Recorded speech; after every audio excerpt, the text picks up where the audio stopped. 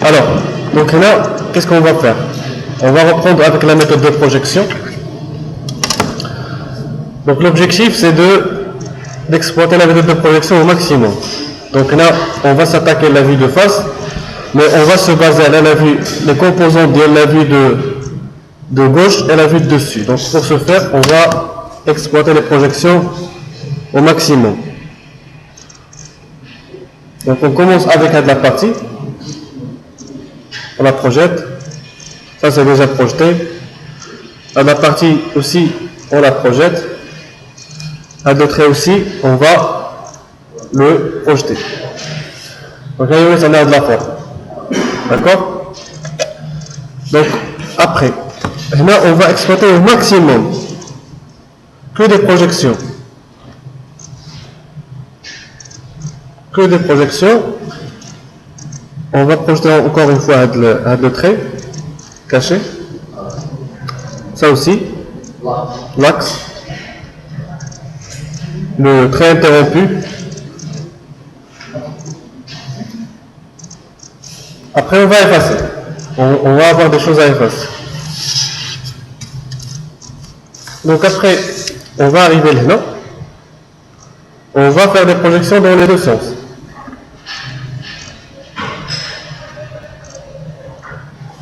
Après, on va projeter avec le grand cercle.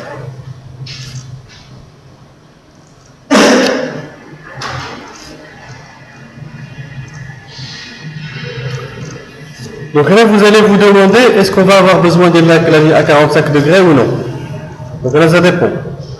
Là, puisque vous avez les dimensions, vous avez déjà les dimensions, on va les exploiter en premier lieu. Donc là, on va noter les 80.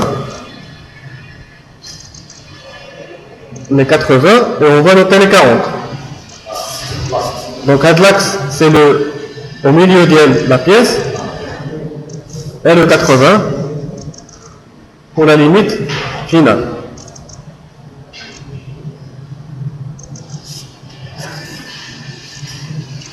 Donc après, je dois chercher l'intersection de la ligne à 45. Donc là, je répète, à 40, je repère sur l'axe هذا. Donc là, 80, et je projette.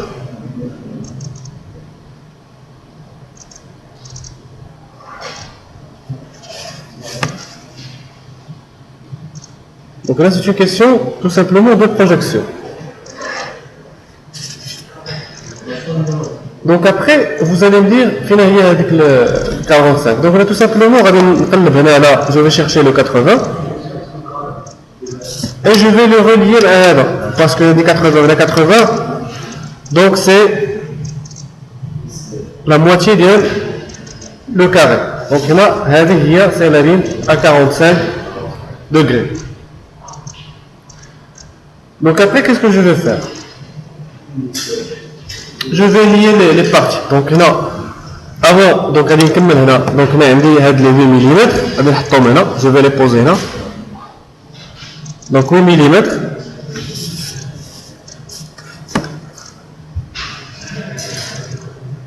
Je fais la projection directe. Après, je vais la projeter encore une fois horizontalement. Je projette ça aussi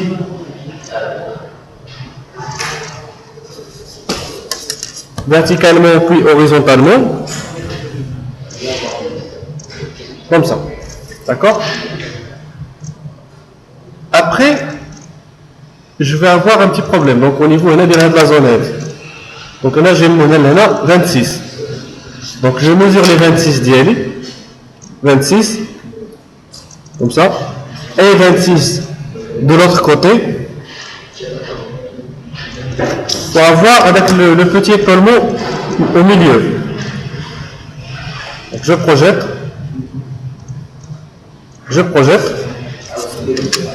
Et je projette alterné horizontalement.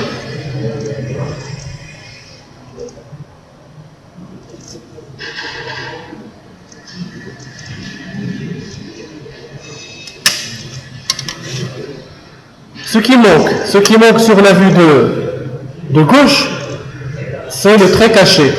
Les traits cachés qui sont issus de le cercle.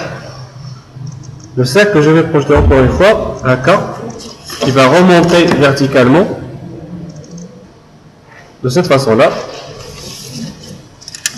Je projette le cercle, qui va remonter encore une fois verticalement.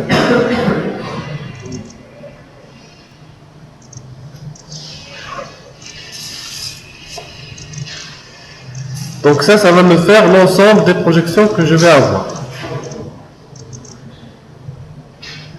Est-ce qu'il reste quelque chose d'autre? Donc ce qui reste, remarquez bien cette intersection entre le trait et la partie. Ça a été bien projeté. Ça a été projeté de la sorte. Est-ce qu'il ne manque pas quelque chose à ce niveau-là? À de la partie aérienne. Ça manque. Donc nous, j'y vois. Où est-ce qu'on va l'obtenir? À de la partie aérienne.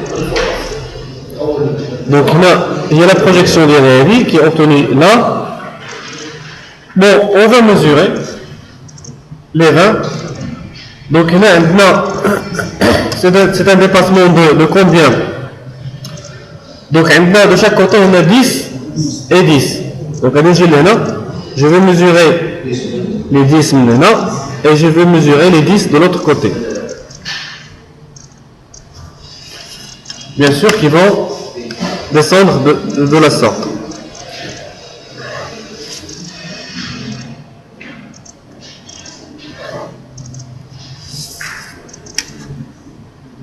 Donc là, c'est un trait vertical. Il n'y a pas moyen de l'obtenir mais à de la ligne 45 degrés. Donc alors là, j'ai une grille qui fait la projection de l'ensemble de mes traits. Donc qu'est-ce que je vais faire? Qu'est-ce que je vais faire? Donc là, juste là.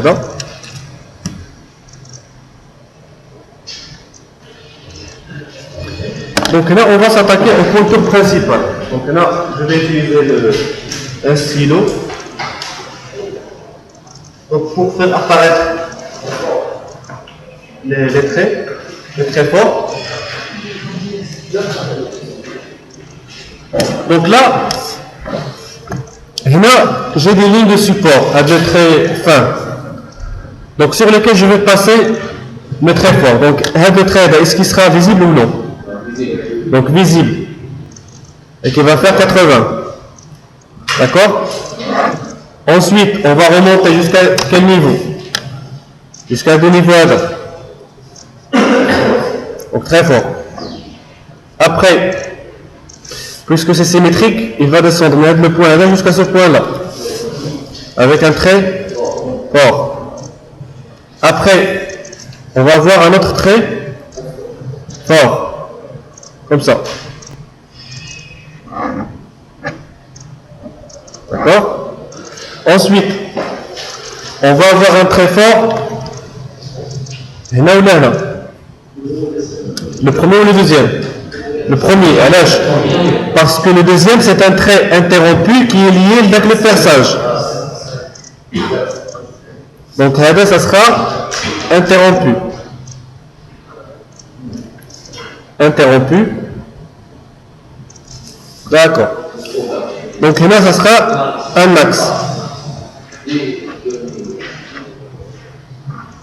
D'accord.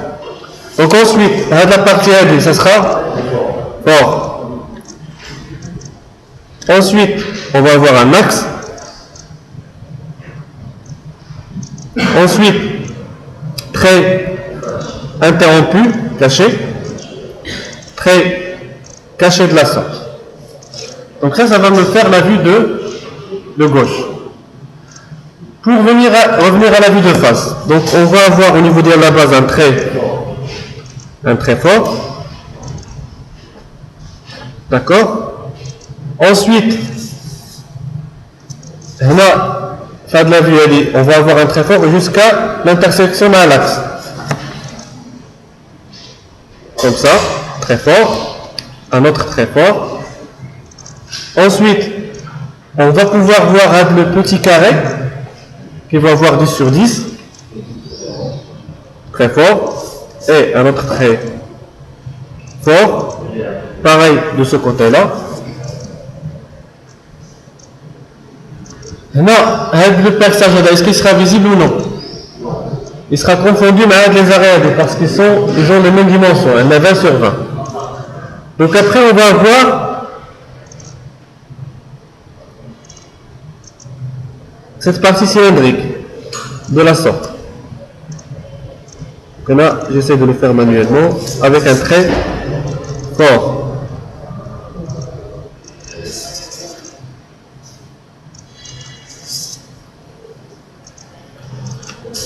Qui va avoir un de l'aspect.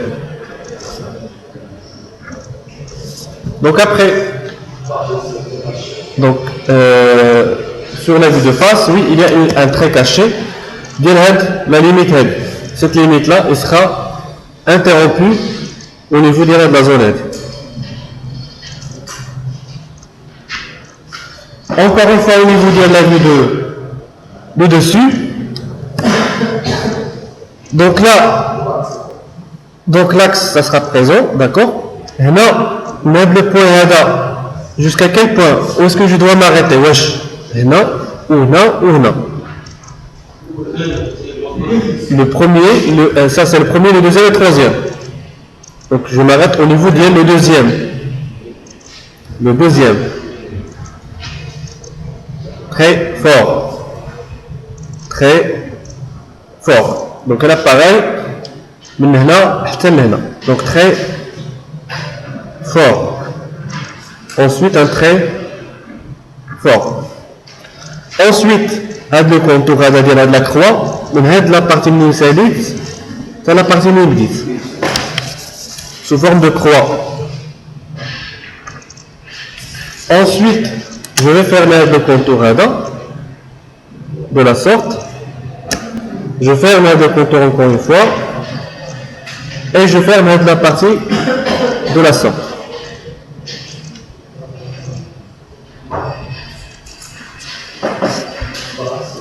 Donc après, je dois pouvoir voir la partie qui va être présente à ce niveau-là.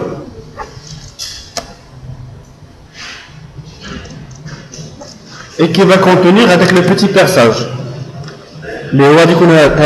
Ça sera invisible sur les deux côtés.